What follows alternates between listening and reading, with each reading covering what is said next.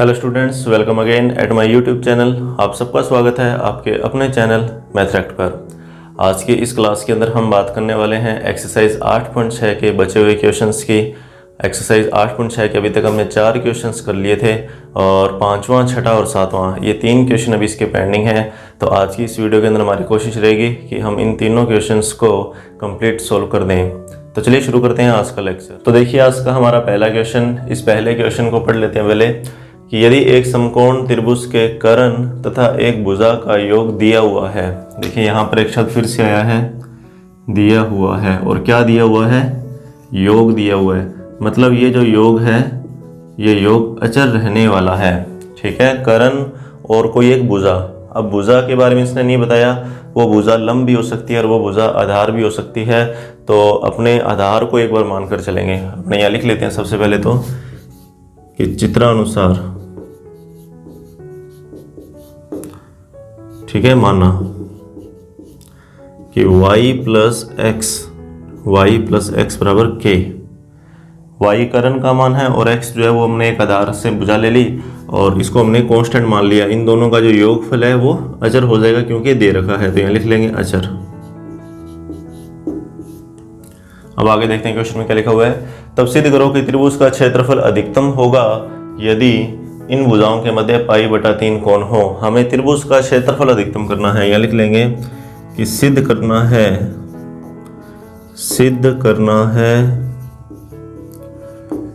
कि त्रिभुज, चित्र हमने बनाई रखा है तो ABC, त्रिभुज ABC का क्षेत्रफल अधिकतम होगा। कब होगा? जब अपने पास भुजाओं के मध्य π/3 कोण हो। भुजाएं मतलब कर्ण और इसी की बात हो रही है यहाँ पर। तो इन दोनों के बीच में आपको यहाँ पर थीटा जो एंगल मैंने मान रखा है वो 60 डिग्री आपको सिद्ध करना है π/3। तो त्रिभुज ABC का क्षेत्रफल अधिकतम होगा यदि y तथा x के मध्य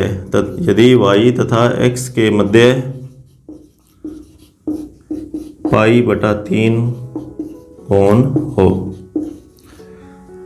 तो आपको यहाँ पर क्षेत्रफल का फलन बनाना है। सबसे पहले तो जो फलन बनाना है वो क्षेत्रफल का बनेगा, क्योंकि क्षेत्रफल को अधिकतम दिखाकर ही आपको ये आगे की प्रक्रिया जो है उसको पूरी करनी है। तो सबसे पहले तो यहाँ इधर देख लीजिए कि हमने पाइथागोरस प्रमेय का यहाँ पर एक यूज़ किया है और इसकी सहायता से हमने इस ऊंचाई का मान ज्ञात किया है। कारण क्योंकि ऊंचाई की यहाँ पर जरूरत पड़ेगी। त्रिभुज का क्षेत्रफल, समकोण त्रिभुज का क्षेत्रफल होता है 1/2 आधार गुणा ऊंचाई। तो यहाँ पर आधार का मान तो चलो ठीक है हमने x मान लिया, लेकिन ऊंचाई का जो मान है वो हमने यहाँ पाइथागोरस थ्योरम से ज्ञात किया है। तो यहाँ लिखेंगे त्रिभुज ABC का क्षेत्रफल। तो त्रिभुज ABC का क्षेत्रफल 1/2 आधार, तो आधार का मान हो गया अपने पास BC और ऊंचाई का मान अपने पास हो गया AB। तो इस क्षेत्रफल को कोई भी नाम देते हैं, जैसे मान लीजिए मैंने नाम दे दिया इसे S। तो 1/2 इंटू में x और AB का मान √y² - x²। तो आपको S का मान अधिकतम करना है।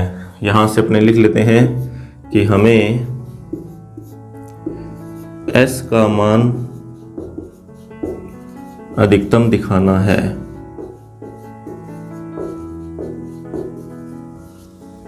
तथा सिद्ध करना है कि थीटा बराबर कितना π/3। तो अभी अपने को s का मान अधिकतम दिखाना है तो s का अवकलन करना पड़ेगा।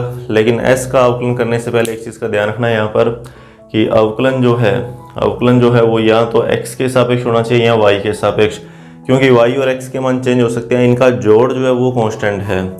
ठीक है, इनका जोड़ कांस्टेंट है। हाँ, इनके खुद के जो मान है वो कांस्टेंट नहीं है। तो एक तो उस चीज़ का ध्यान रखना है कि यहाँ पर x और y में से किसी एक चर को हटाना है। और दूसरी बात यहाँ पर एक चीज़ और अपने को रखनी ध्यान में, वो ये कि जैसे ये रूट है तो ये रूट यहाँ से ख़त्म हो जाए, कुछ इस तरीके का काम भी अपने को यहाँ पर करके जाना है। तो देखिए इसको कैसे करेंगे। तो y और x में से किसी एक को हटाने के लिए तो इस प्रतिबंध का यूज़ कर लेंगे कि अपने को दे रखा है कि y प्लस x जो है वो किसके बराबर है? k के बराबर है। और इसके अलावा रूट जो हटाना है वो तो वर्ग करके हट ही जाएगा। तो देखिए s बराबर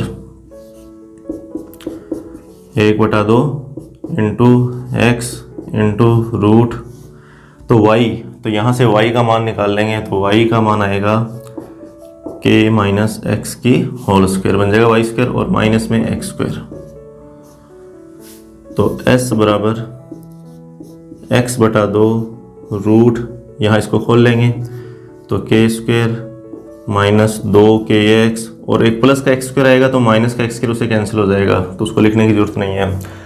और ये सारा क्वेश्चन जो है वो एक ही चर x में चेंज हो चुका है, तो x के सापेक्ष इसका अवकलन कर सकते हैं, लेकिन आप रूट को हटा लीजिए, कैलकुलेशन आसान हो जाएगी। तो यहाँ लिखेंगे वर्क करने पर, तो s की स्क्वायर बन जाएगा इधर और एक्स स्क्वायर बटा में 4 और इधर आएगा k स्क्वायर माइनस में 2kx और इस x स्क्वायर को कोई भी नाम दे दो, तो हमने नाम दे दिया इसे p और इस x स्क्वायर का अंदर गुणा कर दो, k स्क्वायर एक्स स्क्वायर बटा में 4 माइनस में 2k एक्स क्यूब बटा में 4।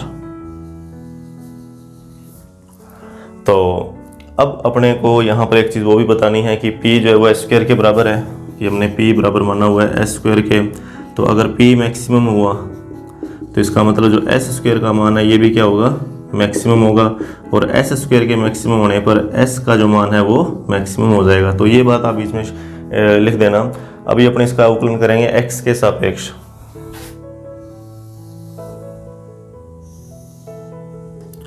तो x के सापेक्ष अवकलन करने पर कोई समीकरण लिख देना है, समीकरण नंबर 1 और समीकरण नंबर 1 x के सापेक्ष अवकलन करने पर तो dp अपॉन में dx बनेगा इधर से, और इस साइड देखिए एक्स स्क्वायर का अवकलन 2x बन जाएगा, तो 2k स्क्वायर एक्स बटा में 4 और एक्स क्यूब का 3x स्क्वायर बन जाएगा, तो 6k एक्स स्क्वायर बटा 4। और पहला अवकलन है उसको 0 के बराबर करके x का मान निकाल लेंगे। ठीक है, तब बिंदुओं के लिए पहला अवकलन बराबर करेंगे 0 के, तो इसको 0 के बराबर करके x का मान निकालना है, तो 2k स्क्वायर एक्स बटा 4 माइनस 6k एक्स स्क्वायर बटा 4 बराबर 0। कॉमन निकाल लीजिए, कॉमन क्या रहा है, तो नीचे से तो 4 कॉमन आ जाएगा और ऊपर से कॉमन आ जाएगा 2 और साथ में kx, 2kx बटा 4, 2kx बटा 4 को कॉमन निकाला। अब अंदर देखिए क्या बचेगा, तो 2 और 4 बार आ गए, 1 k बार आ गया, तो अंदर सिर्फ एक k बचेगा माइनस 3 और x, ठीक है, बराबर 0। अब ये वाला जो मान है ये 0 के बटा में चला जाएगा, ये मान 0 नहीं हो सकता, ये तो संख्याएं हैं 2 और 4 के कांस्टेंट है, ये 0 नहीं होगा। और x 0 नहीं लेंगे, x 0 लेंगे तो क्षेत्रफल 0 हो जाएगा, यहाँ त्रिभुज की रचना ही नहीं हो पाएगी, तो ये मान 0 नहीं हो पाएगा, बचेगा ये वाला मान। तो इस मान को 0 के बराबर करके हम x का मान निकालेंगे, तो x का मान मैं डायरेक्ट लिख रहा हूँ यहाँ से, x का मान आएगा k बटा 3। अब ये तो है x का मान।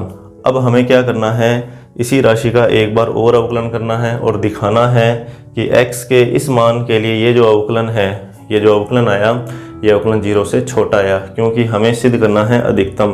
तो अधिकतम के लिए दूसरा अवकलन जो है वो 0 से क्या होना चाहिए, छोटा होना चाहिए, माइनस में होना चाहिए। तो इसका हम एक बार और अभी अवकलन करेंगे। तो पुनः x के सापेक्ष अवकलन,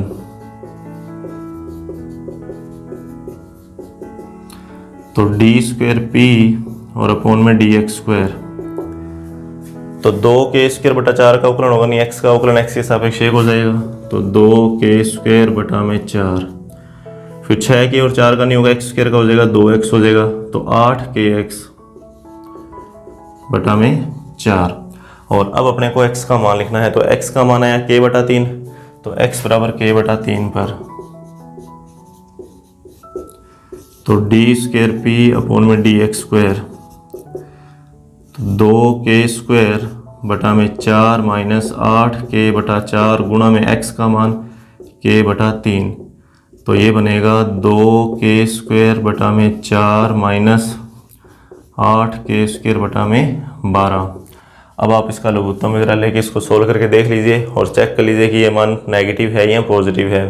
तो लघुत्तम इसका जैसे बना 12, तो 6k square minus 8k square, तो ये आएगा माइनस का 2k स्क्वायर बटा 12। तो यहाँ पे तो वर्ग और संख्याएं हैं जो कि पॉजिटिव है, लेकिन बाहर माइनस का निशान है, तो ये 0 से क्या हो जाएगा, छोटा। तो दूसरा अवकलन नेगेटिव है, इसका मतलब फलन का मान क्या होगा, उचिष्ट होगा। और फलन ये p वाला फलन है तो p का मान उचिष्ट होगा, और p का मान उचिष्ट होने पे s स्क्वायर उचिष्ट हो जाएगा, और s स्क्वायर के उचिष्ट होने पे s का जो मान है वो क्या होगा, उचिष्ट होगा। तो अधिकतम तो सिद्ध हो गया। अब अपने को जो सिद्ध करना था एंगल, हमने सिद्ध करना था कि कर्ण, जैसे ये कर्ण y था और यहाँ x था, तो ये वाला एंगल जो है थीटा, इस थीटा को हमने सिद्ध करना था 60 डिग्री π/3। तो उसके लिए हमें x का मान तो चलो पता है, x का मान अपने को पता है कि k/3 है। अब अपने को ये देखना है कि y का मान कितना आएगा। तो देखिए यहाँ पर आप क्या करो, x का मान लिख दो। जब यहाँ पर आप x का मान लिखोगे k/3, तो ये k/3 तरह के माइनस का हो जाएगा, तो k - k/3 2k/3, y का जो मान आएगा वो 2k/3 आएगा। तो अभी एंगल किस तरीके से निकालेंगे, तो एंगल निकालने का तरीका वही 10th क्लास का कि समकोण त्रिभुज में आधार और कर्ण का मान पता है, तो आधार बटा कर्ण, यहाँ पर आप आधार बटा कर्ण का यूज़ कर लीजिए।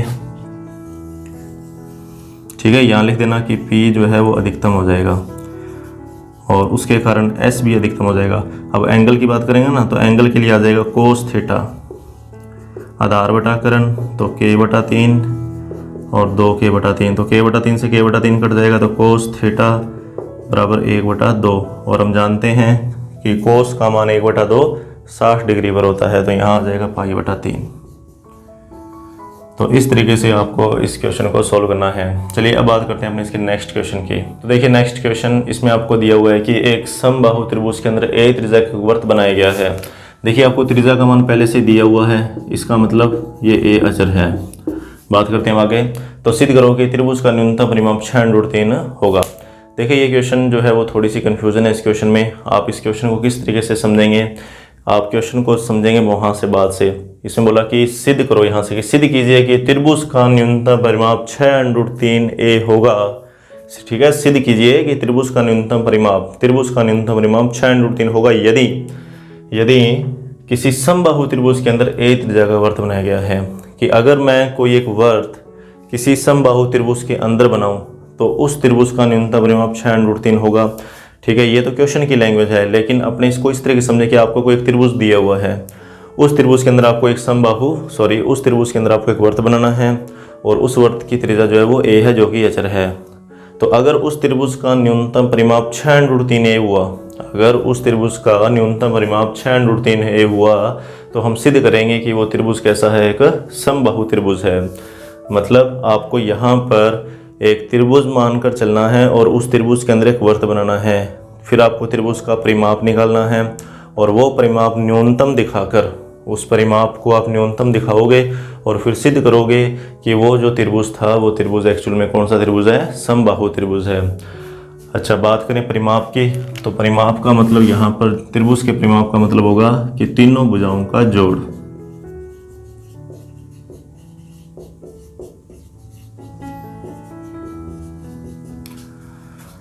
तो सबसे पहले तो हम इसका डायग्राम बना लेते हैं। इसका डायग्राम किस तरीके से बनाना है तो वो देखिए।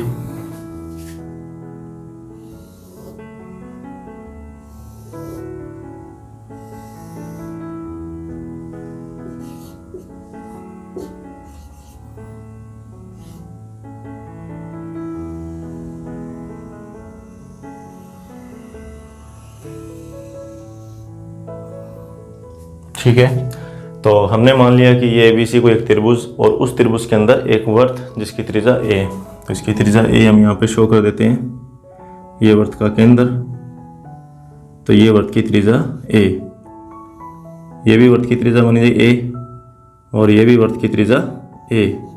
ये सारी वर्त की क्या है, त्रिज्याएं हैं, बराबर तो होंगी। चलिए अब इनको कोई नाम वगैरह देना चाहिए तो नाम दे सकते हैं। जैसे इसको नाम दे दिया हमने P Q R। अब यहाँ पर आपको सिद्ध करना क्या है, सिद्ध ये करना है कि त्रिभुज का परिमाप अगर न्यूनतम है, सिद्ध करना है कि त्रिभुज का परिमाप अगर न्यूनतम है तो वो त्रिभुज एक समबाहु त्रिभुज है। ये हमने अपने को सिद्ध करना है।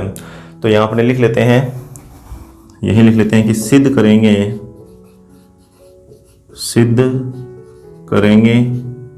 ठीक है, अब सिद्ध क्या करेंगे कि यदि त्रिभुज ABC का परिमाप, सिद्ध करेंगे कि यदि त्रिभुज ABC का परिमाप न्यूनतम है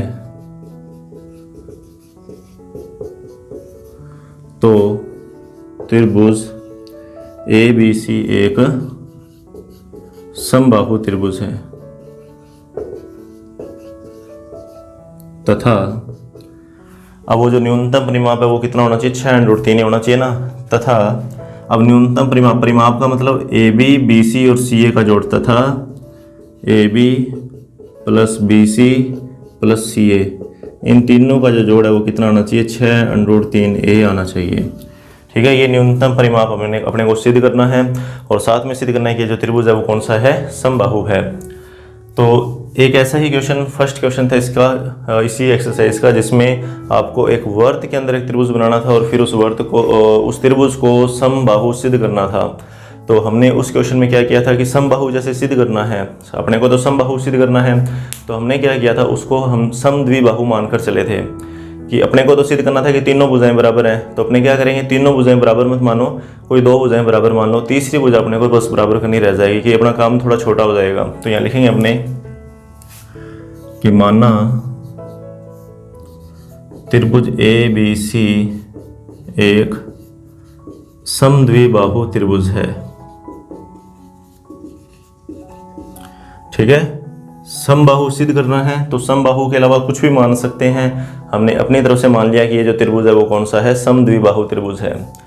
ठीक है, माना त्रिभुज ABC एक समद्विबाहु त्रिभुज है तथा वर्त की त्रिज्या, ये तो दिया ही हुआ है, वर्त की त्रिज्या बराबर है a अचर है। सिद्ध करने वाला मैंने सारा वहां पे लिख दिया है कि अपने को सिद्ध क्या करना है, तो यहाँ लिखने की जरूरत नहीं है। अब इस क्वेश्चन को करना कैसे है, तो परिमाप को न्यूनतम दिखाना है तो परिमाप का फलन बनाना पड़ेगा कि अपने को ये जो परिमाप आया इसको क्या दिखाना है, न्यूनतम। तो इसका मतलब फलन जो बनेगा वो परिमाप का बनेगा, तो परिमाप का मान निकालेंगे। तो यहाँ लिखेंगे कि त्रिभुज ABC का परिमाप, तो इसको हमने मान लिया C और ये आएगा AB प्लस BC, इसको अलग दिखाइए आप। ठीक है, C हमने यूज किया, Z मान लीजिए, तो परिमाप आ गया AB plus BC plus CA। ये परिमाप तो आ गया, चलो, लेकिन इस परिमाप का मान क्या आएगा वो भी अपने को देखना है। तो परिमाप का मान निकालने के लिए यहाँ पर आपको एक अलग से रचना करनी पड़ेगी, वो देखिए क्या है। आप सबसे पहले तो ये वाला जो एंगल है, ठीक है, ये वाला एंगल, ये दोनों एंगल एक तो आप बराबर मान के चलना, क्योंकि समद्विबाहु है तो दो भुजाएं बराबर होंगी तो दो कोण भी बराबर होंगे। तो वो भुजाएं बराबर जो हैं, समद्विबाहु त्रिभुज लिखा ना, तो इसी के लिए आप लिख लेना कि हमने मान लिया कि AB और AC बराबर है। मैंने मान लिया कि भुजा AB और AC आपस में बराबर हैं, तो इसका मतलब ये वाला जो एंगल होगा वो इस एंगल के इक्वल भी हो जाएगा। बराबर भुजाओं के सामने वाले जो एंगल है वो इक्वल होते हैं। अब देखिए आगे, ये एंगल जो है, ठीक है, इस एंगल को आप मानकर चलिए 2 थीटा। यहाँ पर आप अलग से लिखना चाहो तो लिख सकते हो कि माना कोण ABC बराबर 2 थीटा, जो कि चर है, चेंज होने वाला है। तो ये एंगल 2 थीटा है सारा का सारा, लेकिन जैसे ही मैं ये वाली लाइन बीच में लगाऊंगा, ठीक है, तो ये रचना जो हो जाएगी वो बन जाएगी कि बाह्य बिंदु से दो स्पर्शरेखाएं। अगर अपने बात करें 10th क्लास की थ्योरम की, कि वर्त के लिए अगर अपने बाहर कोई बिंदु है और दो स्पर्शरेखाएं BP और ये BR जैसे खींची हुई हैं, तो इससे जो त्रिभुज बनेंगे, स्पर्शरेखाओं की लंबाई आपस में बराबर होती हैं। इस चीज़ को तो आप जानते ही हैं कि BP का मान BR के बराबर होगा। ये सारी बातें जो हैं आपको, ये ज्यामिति वाली ये सब बातें आपको पता होनी चाहिए कि BP और BR के मान बराबर होंगे। बीच में ये भुजा उभयनिष्ठ आ गई और इधर से ये त्रिज्या इस त्रिज्या के बराबर आ गई। मतलब आपको यहाँ पर ये जो दो त्रिभुज दिखाई दे रहे हैं, ये दोनों त्रिभुज सर्वांग सम है। सर्वांग सम है तो इनके संगत भाग आपस में बराबर होंगे।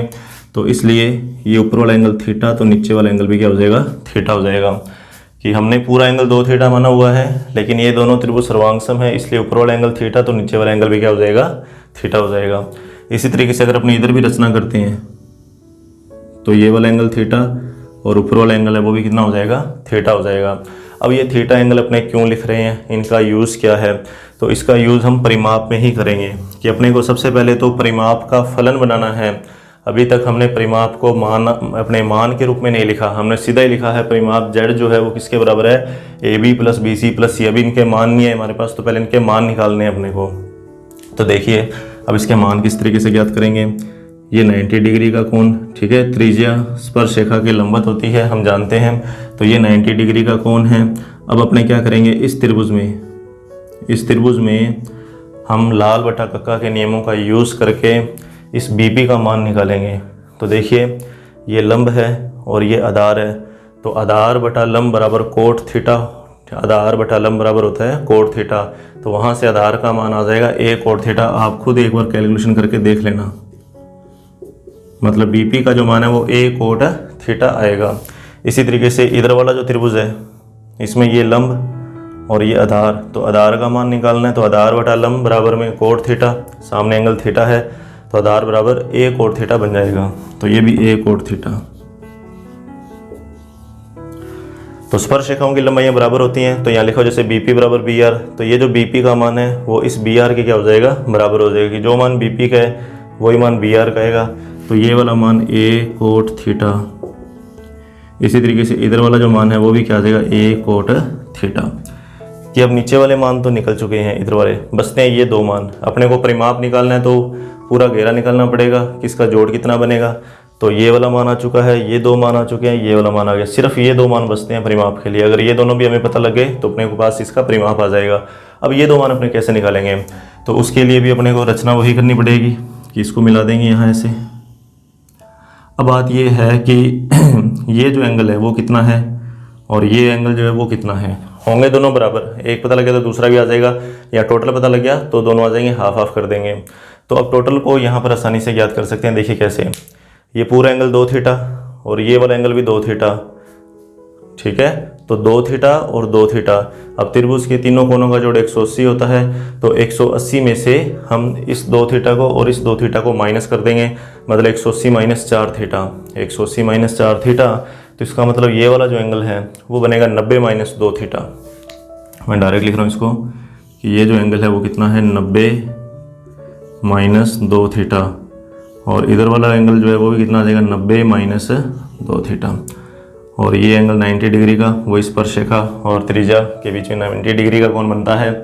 अब यहाँ फिर से कि ये 90 डिग्री का कोण है और इस एंगल के सामने ये भुजा लंब, और अपने को मान निकालना है आधार का।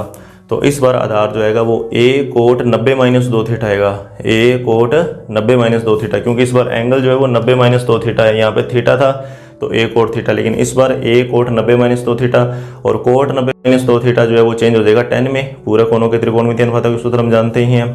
तो ए आर, ठीक है, ए आर का जो मान है वो बनेगा ए tan 2 थीटा। इसी तरीके से ए क्यू का मान भी बनेगा ए tan 2 थीटा, ठीक है। ये सारे मान तो हमने ज्यामिति त्रिकोणमिति के जो बेसिक फार्मूलाज हैं उन्हीं की सहायता से ज्ञात करने हैं।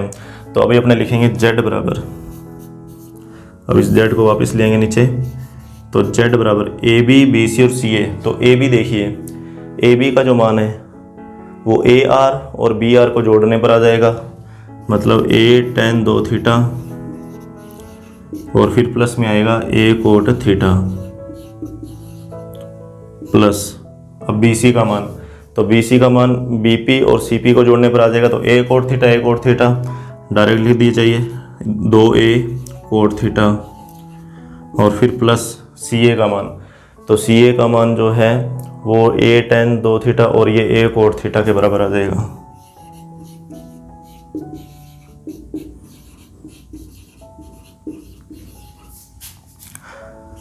तो z बराबर, अब देखिए ए tan 2 थीटा ये 2 बार आ चुका है, तो 2a tan 2 थीटा प्लस ए 2a और a, ये टोटल बन जाएगा 4a कोट थीटा।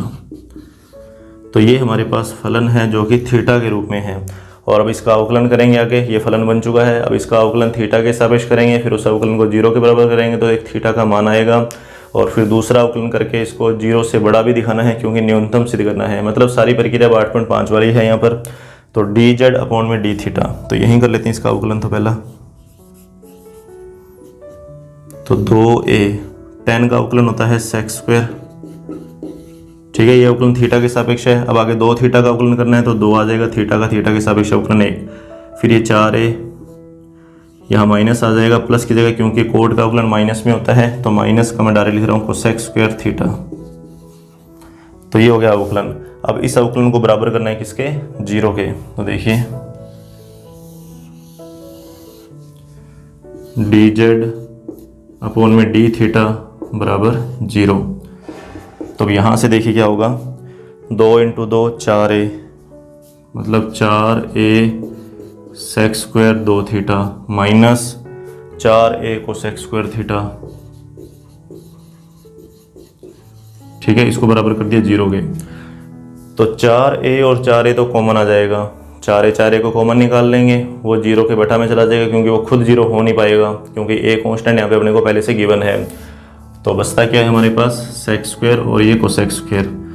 तो ये बनेगा sec square 2 theta minus cosec square theta बराबर 0। आगे इसको हल करेंगे तो सेक स्क्वायर 2 थीटा बराबर कोसेक स्क्वायर थीटा।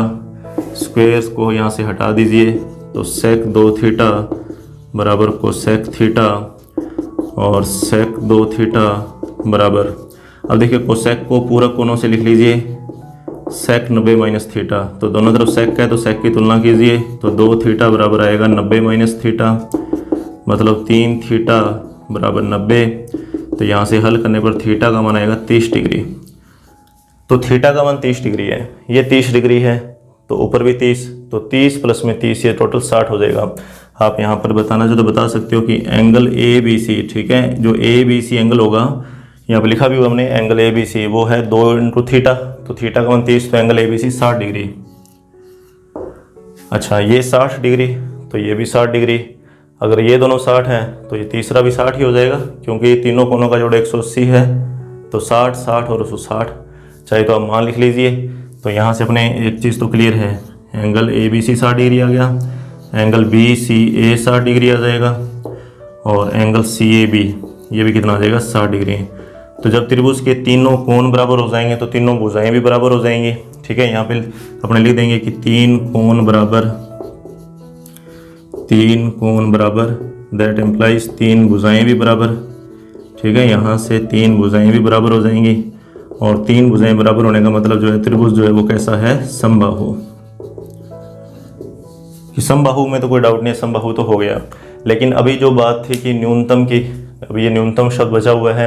अब न्यूनतम परिमाप कैसे सिद्ध करेंगे, तो उसके लिए हमें इस अवकलन का एक बार और अवकलन करना पड़ेगा और फिर उस अवकलन में थीटा का मान ये 30 डिग्री लिखकर दिखाना पड़ेगा कि ये अवकलन 0 से क्या है, बड़ा है। तो इसका पुनः अपने अवकलन करेंगे।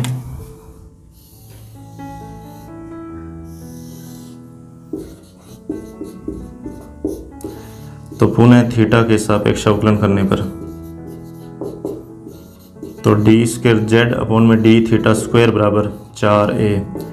तो सेक स्क्वायर का अवकलन करना है तो 2 सेक 2 थीटा tan 2 थीटा और फिर ये आएगा 2 सेक 2 थीटा। ठीक है, पावर का होगा पहले, अब सेक का अवकलन होगा।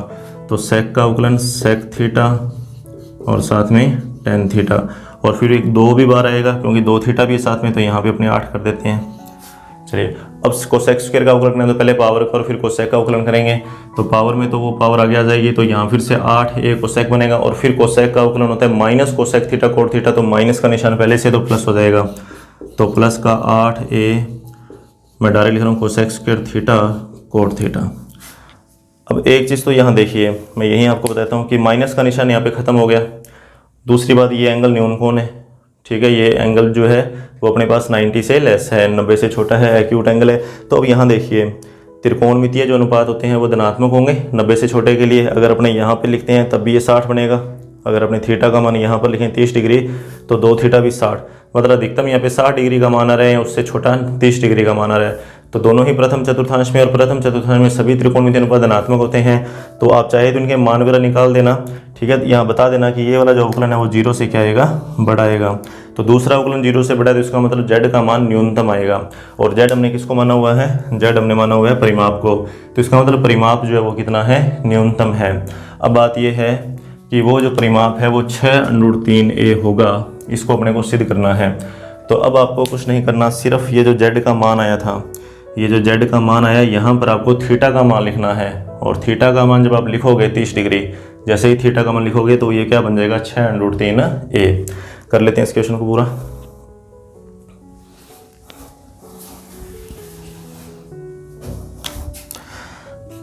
तो z मिनिमम तो 2a यहाँ पे थीटा 30 लिखोगे तो tan 60 डिग्री, tan 60 डिग्री का मान √3, तो √3 बन जाएगा। फिर 4a, यहाँ कोण 30 का मान √3, तो 2a √3 और 4a √3 बन जाएगा 6a √3। आगे पीछे कैसे मर्जी लिख दीजिए, आंसर आ चुका है। अब अपने बात करते हैं इसके लास्ट क्वेश्चन की। तो देखिए इस एक्सरसाइज का लास्ट क्वेश्चन और आज का हमारा भी लास्ट क्वेश्चन ही है ये, कि दीर्घवृत्त x² + a² + b² बराबर 1 कि किसी बिंदु P पर, दीर्घवृत्त के ऊपर कोई बिंदु है P, अपने को नहीं पता कि वो बिंदु कौन सा है, लेकिन उसका नाम है P। उस बिंदु P पर एक अभिलंब खींचना है। अभिलंब का मतलब होता है कि स्पर्श रेखा के लंबवत जो रेखा जो कि स्पर्श बिंदु से ही होकर गुजरती है, तो अभिलंब खींचना है। यहाँ तक ये जो काम है अभी अभिलंब खींचने वाला, ये काम चला गया अभी आपका 7वीं एक्सरसाइज के अंदर, 8.3, जहाँ पर आपने स्पर्श रेखाओं और अभिलंबों के समीकरण ज्ञात किए थे। तो अभिलंब खींचा गया है, तो सिद्ध कीजिए कि दीर्घवृत्त के केंद्र से, देखिए दीर्घवृत्त का केंद्र ध्यान रखना, अगर नहीं ध्यान तो ये होता है मूल बिंदु। जो दीर्घवृत्त आपको दे रखा है ये एक मानक दीर्घवृत्त है, और इस दीर्घवृत्त का जो केंद्र है वो क्या होगा, मूल बिंदु 0,0। तो दीर्घवृत्त के केंद्र से अभिलंब की दूरी, और वो दूरी होनी चाहिए अधिकतम। तो अधिकतम दूरी अपने को सिद्ध करनी है a - b। तो देखिए इस क्वेश्चन को सॉल्व करने से पहले आपको एक चीज़ ध्यान में रखनी पड़ेगी, वो ये कि a और b के मान तो कांस्टेंट हैं, प्रश्न में दे रखे हैं, इसलिए अचर मानकर चलना इनको, कि इनका अवकलन जब भी होगा वो 0 होने वाला है। अब अपने को सबसे पहले तो बात करनी है इसी बिंदु की, क्योंकि इसने अभिलंब की बात करी है और साथ में दूरी की बात करी है, कि आपको अभिलंब की केंद्र से दूरी निकालनी है, कि दीर्घवृत्त का जो भी अभिलंब है उस अभिलंब के केंद्र से दूरी कितनी है। तो अभिलंब एक रेखा होती है और इधर ये एक बिंदु है, तो रेखा और बिंदु के बीच की दूरी निकालने के लिए अपने पास सबसे पहले तो रेखा का समीकरण होना चाहिए, कि ये जो दूरी जिसकी ये बात की इसने, ये दूरी तभी ज्ञात हो पाएगी जब हमारे पास किसका समीकरण हो, अभिलंब का समीकरण हो। मतलब आपको सबसे पहले तो अभिलंब की समीकरण ज्ञात करनी है। जब तक मेरे पास अभिलंब की समीकरण नहीं आएगी तब तक मैं अभिलंब की केंद्र से दूरी ज्ञात नहीं कर सकता। तो अभिलंब की केंद्र से अगर दूरी निकालनी है तो पहले अभिलंब का समीकरण होना जरूरी है। तो अभिलंब का समीकरण ज्ञात करने के लिए अपने को ये बिंदु जो है P, इस बिंदु P को कोई ना कोई नाम देना पड़ेगा, इसको कुछ ना कुछ मानना पड़ेगा, क्योंकि इसी बिंदु पर अभिलंब खींचा गया है, मतलब ये स्पर्श बिंदु है। ध्यान देना, ये जो भी बिंदु है ये एक तरीके का स्पर्श बिंदु है। तो यहां सबसे पहले तो लिखेंगे मानना बिंदु P के निर्देशांक। और मैंने आपको जब 7वीं एक्सरसाइज में प्राचलिक समीकरण बताई थी, उसमें आपको लास्ट के अंदर मैंने ये भी बताया था कि दीर्घवृत्त, वर्त या जो भी ये मानक समीकरण हैं इनके प्राचलिक समीकरण क्या होते हैं। तो अभी मैं इनका प्राचलिक समीकरण या यूँ कहूँ कि प्राचलिक बिंदु लिखने वाला हूँ। तो माना P बिंदु के निर्देशांक, तो P बिंदु के निर्देशांक मैंने मान लिए a cos theta, b sin theta, ये निर्देशांक है किसके, P बिंदु के। ठीक है, अब अपने को बात करनी है इसके बाद में इसके अभिलंब की। P बिंदु तो आ गया, थीटा यहाँ पर जो है वो चर है, ध्यान देना थीटा जो है वो चर है। तो P बिंदु तक हमने मान लिया। अब अपने को अभिलंब ज्ञात करना है। तो अभिलंब का समीकरण मैं आपको पहले बता दूं यहाँ पर होता क्या है। अभिलंब का समीकरण, तो अभिलंब का समीकरण था x - x1 फिर -1/m y - y1 बराबर -1/m x - x1, ये अभिलंब का समीकरण था। और इसमें m का मान हमने बताया था कि ये होता है dy/dx। तो ये सब बातें आपको ध्यान में रखनी है। और ये जो बिंदु आपने माने, ये जो पहला बिंदु है ये काम करेगा x1 का, और ये जो दूसरा बिंदु है ये काम करेगा किसका, y1 का। तो आपके पास बिंदु भी हैं, m का मान हम यहाँ अवकलन करके निकाल लेंगे, और इसके अलावा ये सूत्र है, इस सूत्र में मान लिखना है। तो सबसे पहले तो इसका अवकलन कर लेते हैं। तो दिया गया जो वक्र है x² / a² + y² / b² बराबर 1। तो इसको हल करोगे तो ये आएगा 2x अवकलन करने पर, ठीक है, तो 2y, और फिर y का अवकलन भी होगा तो dy/dx बराबर 0। तो यहाँ से मैं dy/dx का मान निकाल लूँगा। तो dy/dx का मान, ये वाला मान उधर जाके माइनस का हो जाएगा, तो माइनस का 2x बटा में a², और इनटू में ये वाला मान उधर जाके व्युत्क्रम हो जाएगा, तो b² / 2y। तो dy/dx माइनस का b² अपॉन में ए स्क्वायर और इसके इनटू में आएगा x अपॉन में y। तो ये तो आ गया किसी भी एक बिंदु पे। अपने को P बिंदु की बात करनी है तो मैं P बिंदु पे ये निर्देशांक ज्ञात करूँगा। तो m लिख लेता हूँ डायरेक्ट, ठीक है। जो m होता है वो dy अपॉन dx का मान होता है बिंदु x1, y1 पर। तो dy अपॉन dx और यहाँ पर ये बिंदु आएगा x1, y1। तो माइनस का बी स्क्वायर अपॉन में ए स्क्वायर इंटू में, तो x की जगह x1 आ जाएगा। तो x1 का मान है a कोस थीटा और नीचे आ जाएगा b साइन थीटा। तो m का मान है माइनस का b कोस थीटा और बटा में आया a साइन थीटा, ठीक है। m का मान आ चुका है। अब अपने को यहाँ से अभिलंब का समीकरण निकालना है। तो अब लिखेंगे अभिलंब का समीकरण। देखिए सबसे पहले तो अपने को अभिलंब की समीकरण निकालनी है और उसके बाद दूरी। जब दूरी निकलेगी तब इस क्वेश्चन को स्टार्ट करेंगे। अभी तो ऐसा समझ लीजिए कि हम स्पर्शरेखा और अभिलंब वाला जो 8वां चैप्टर था उसकी बात कर रहे हैं। तो अभिलंब का समीकरण y माइनस में y1, तो y1 का मान है b साइन थीटा और बराबर में माइनस 1/m, मतलब इसका व्युत्क्रम करके निशान बदल देंगे। तो a साइन थीटा बटा में b कोस थीटा और फिर x माइनस x1, तो a कोस थीटा।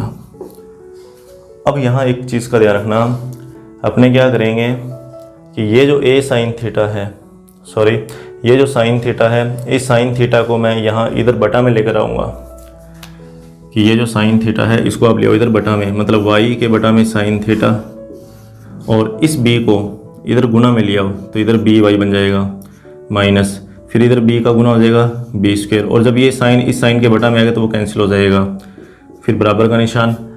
अब ये जो a है इसको अंदर गुना में ले जाओ और कोस थीटा को भी अंदर ले जाओ, तो ax बटा में कोस थीटा माइनस का a स्क्वायर, बाकी पद कैंसिल हो गए।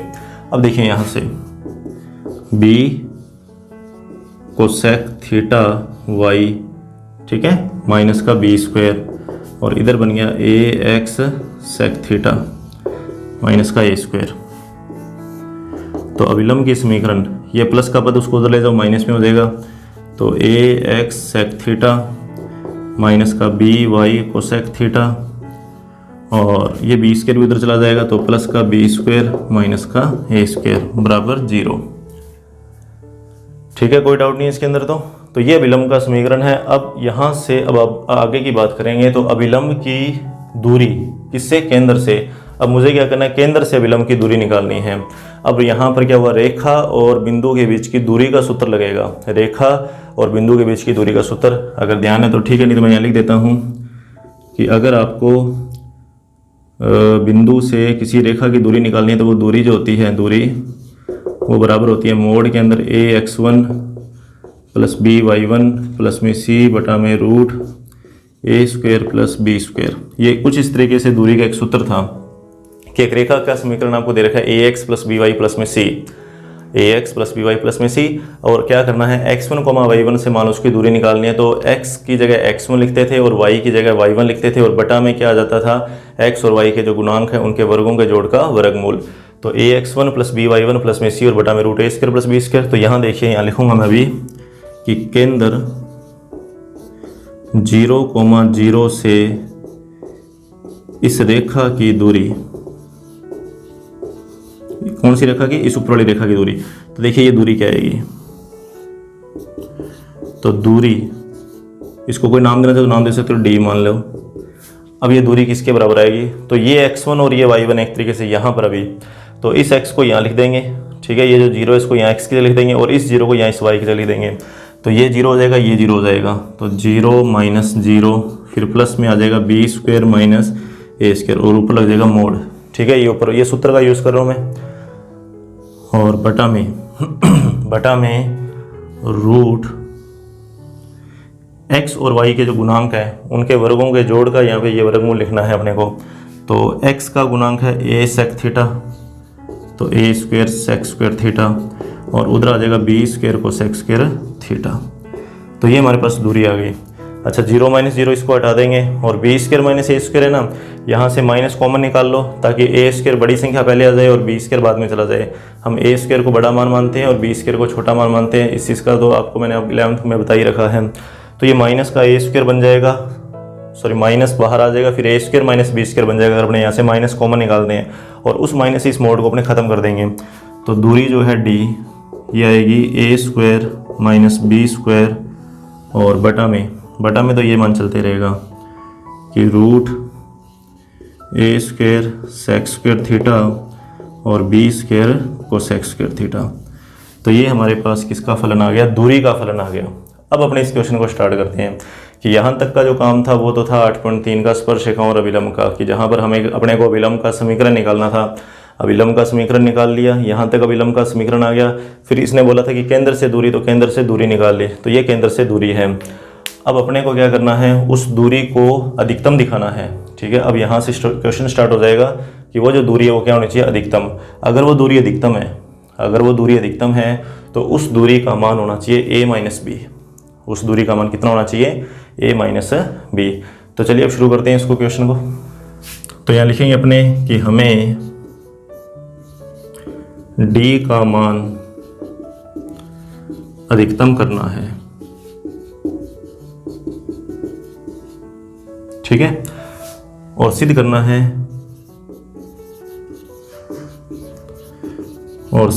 है कि d मैक्सिमम बराबर है a माइनस बी।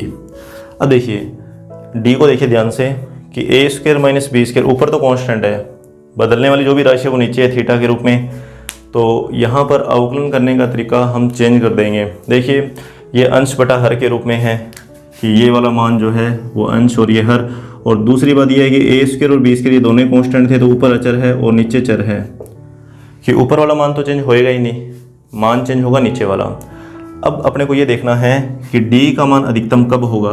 तो d का मान अधिकतम तभी होगा जब d के लिए जो हर का मान है, जो कि बटा में है, d के लिए हर का मान क्या हो, न्यूनतम हो। तो मैं यहाँ लिख दूंगा कि d अधिकतम तभी होगा, d अधिकतम तभी होगा जब हर, ठीक है, न्यूनतम हो। अर्थात तो हर न्यूनतम मतलब रूट वाले को न्यूनतम कर दो, अपने आप वो रूट की वैल्यू न्यूनतम हो जाएगी। अर्थात A square sec square theta, A square sec square theta plus B square cosec square theta, ये वाला जो मान है वो अपने को क्या दिखाना है, न्यूनतम दिखाना है। ध्यान देना कि अगर मैंने इसको न्यूनतम कर दिया तो मतलब ये रूट के अंदर वाला पद न्यूनतम हो गया, और कांस्टेंट है ऊपर, कांस्टेंट में छोटी से छोटी संख्या का भाग देंगे तो उत्तर हमारा अधिकतम से अधिकतम आएगा, बड़े से बड़ा आएगा, तो डी मैक्सिमम हो जाएगा। तो इस मान को न्यूनतम दिखाना है। तो ये हमारे पास एक्चुअल में फलन है और इस फलन को अपने नाम देते हैं पी। तो मानना पी बराबर A square sec square theta फिर B square cosec square theta. तो अगर p न्यूनतम हुआ, ठीक है, यहाँ लिख देंगे अपने कि अगर p मिनिमम हुआ तो यह व्यक्त करेगा कि जो d है वो क्या होगा, मैक्सिमम होगा। तो इसको न्यूनतम दिखाना है। तो इसको न्यूनतम कैसे दिखाएंगे, तो पहले इसका अवकलन करेंगे अपने, उस अवकलन को 0 के बराबर करेंगे, वहाँ से थीटा का मान आएगा, फिर एक बार और अवकलन करेंगे, फिर उस अवकलन के अंदर थीटा का मान लिखेंगे, और वो जो अवकलन आएगा दूसरा वो 0 से क्या होना चाहिए, बड़ा होना चाहिए, क्योंकि अगर वो 0 से बड़ा हुआ, दूसरा अवकलन अगर 0 से बड़ा हुआ तो फलन का मान क्या हो जाएगा, न्यूनतम हो जाएगा, और ये न्यूनतम होते ही डी मैक्सिमम हो जाएगा। तो इसका थीटा के सापेक्ष अवकलन करते हैं अभी अपने। तो थीटा के सापेक्ष अवकलन, तो dp बटा में d थीटा बराबर A square as it is. तो सेक स्क्वायर थीटा का अवकलन करना है तो पहले पावर का अवकलन करेंगे, तो पावर का अवकलन किया 2 सेक थीटा। अब सेक का अवकलन करेंगे तो सेक थीटा टेन थीटा, तो यहाँ सेक स्क्वायर हो जाएगा और इधर आ जाएगा टेन थीटा, फिर प्लस बी स्क्वायर।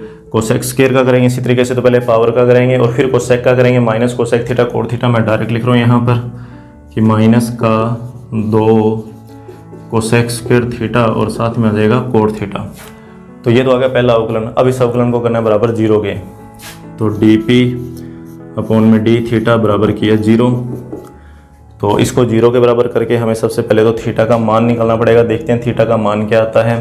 तो देखिए 2a² सेक स्क्वायर को लिख दीजिए 1/cos² सॉरी कोस स्क्वायर, और tan को लिख दीजिए sin/cos। तो ये बन जाएगा sin बटा में, अब यहाँ भी कोस है और यहाँ कोस स्क्वायर है तो कोस क्यूब हो जाएगा, माइनस का 2b² और इधर आ जाएगा कोस और बटा में आ जाएगा साइन क्यूब, थीटा बराबर 0। और यहाँ से इसको हल करना है, 2 तो हट ही जाएगा, 2 कॉमन निकाल के 0 के बटा में ले जाएंगे, फिर इस माइनस वाले को उधर ले जाएंगे तो यहाँ बीच में बराबर का निशान आ जाएगा, ये लीजिए। और अब क्या करेंगे, साइन क्यूब को यहाँ इधर लेकर आएंगे, कोस को नीचे लेकर जाएंगे तो साइन की पावर 4 बनेगी, नीचे कोस की पावर भी कितनी बनेगी 4, और इधर आएगा b² बटा a²। तो ये बन जाएगा 10 की पावर 4 b² और अपॉन में a², या यूं कहें कि tan² थीटा का मान आएगा b/a। तो इस तरीके से एक बार ये बिंदु आ गया, ठीक है। मैंने एक बार स्क्वायर के रूप में इसका मान निकाल दिया b/a। अब ये स्क्वायर के रूप में मान आपको मैंने इसलिए निकाल के बताया क्योंकि यहाँ पर जैसे सेक स्क्वायर और कोसेक स्क्वायर है, अपने को दूरी वगैरह भी निकालनी इसमें, तो वहाँ से क्या होगा कि tan² की सहायता से मैं सेक स्क्वायर का मान निकाल सकता हूँ, क्योंकि सेक स्क्वायर बराबर होता है 1 प्लस में sec square equal to 1 plus में tan²। और कोसेक स्क्वायर के लिए अगर बात करें तो अथवा में लगा के लिख लीजिए कि cot² थीटा, ये आ जाएगा a/b। तो कोसेक² थीटा का मान लिखना हो तो 1 प्लस cot² से लिख सकते हैं, सेक² थीटा का लिखना हो तो 1 प्लस tan² से लिख सकते हैं। तो वो तो अपने को लास्ट में सोल्व करना है जब इसको अपने अधिकतम दिखाएंगे। और अभी क्या करना है, इसका एक बार और अवकलन करना है, और उस अवकलन के अंदर इन बिंदुओं को लिख के बताना है कि वो जो अवकलन है वो 0 से क्या है, बड़ा है। तो देखिए उसको अपने कैसे सिद्ध करेंगे। तो उसको सिद्ध करने से पहले मैं एक बार आपको दूरी बता दूं ताकि ये दूरी वाला काम अपना क्लियर हो जाए यहाँ से, ठीक है। ये अपने पास तब बिंदु आ चुके हैं ये दोनों। अब इसके आधार पे पहले दूरी निकाल लेते हैं। दूरी के बाद में ये आपको बता दूंगा कि ये जो p है वो एक्चुअल में क्या है, न्यूनतम है। कैसे न्यूनतम आएगा, इसका दूसरा अवकलन करेंगे तो वो पॉजिटिव रहने वाला है। देखिए पहले तो इसकी अपनी दूरी, तो देखिए दूरी बराबर, तो ऊपर है a² माइनस b² और बटा में है a², और जैसे सेक स्क्वायर है तो सेक स्क्वायर की जगह मैंने बोला कि 1 प्लस tan², तो 1 प्लस tan² का मान है b/a, और इसी तरीके से इधर 1 प्लस cot² आ जाएगा तो 1 प्लस a अपॉन में b। तो ये दूरी आएगी a² माइनस b² और अपॉन में रूट a² का अंदर गुणा कर दो तो a² प्लस में a भी रह जाएगा, इधर b² के अंदर गुणा कर दो तो b² प्लस में a भी आ जाएगा। तो ये बनेगा a² माइनस b² और बटा में root a² plus 2ab plus b²। तो ये बनेगा a² माइनस b² बटा में रूट, ये सर्वसमीका है a प्लस b के होल स्क्वायर की, स्क्वायर से रूट कैंसिल हो जाएगा, और ऊपर भी सर्वसमीका लगा देंगे a माइनस b और a प्लस b और बटा में a प्लस b। तो a प्लस b से a प्लस b कैंसिल हो जाएगा, तो दूरी का मान कितना आ गया, a माइनस b की दूरी। तो चलो यहाँ से इन बिंदुओं से ज्ञात हो रही है a माइनस b। अब अपने बात करते हैं इसके बाद में इसके दूसरे अवकलन की, कि इसका जो दूसरा अवकलन है वो कैसा आ रहा है, वो 0 से बड़ा है या 0 से छोटा है। तो देखिए d पुनः अवकलन करने पर तो d² और अपॉन में d², तो 2a², ठीक है। इसका तो होगा नहीं अवकलन, इन दोनों का अवकलन गुणा वाले सूत्र से कर देंगे। तो पहले मैं tan का अवकलन करूंगा तो tan का अवकलन sec² थीटा होता है, तो ये बन जाएगा sec की पावर 4।